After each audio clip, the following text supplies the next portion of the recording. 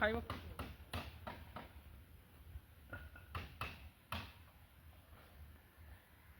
মই এই গাঁওখন সম্পৰ্কে মানে আমাৰ গাঁওখন অসমৰ ক্লিনেষ্ট প্লেচ আমি নাম কৰা পাইছোঁ আমাৰ ৰাংচাপাৰা গাঁওখন তাৰপিছত আমাৰ ৰাংচাপাৰা গাঁৱতে মানে যিমান আছে ধৰিচ আহে আমাৰ গাঁওখন চাবৰ কাৰণে আহে আৰু কিছুমান আমাৰ গাঁওখন চাই বেলেগ বেলেগ গাঁৱৰ মানুহবিলাক আহে চেষ্টা কৰি আছে এইটো কৰিব ক্লিন কৰিব সেইটোৱে আৰু মানে আমি স্বচ্ছ ভাৰতৰ পৰা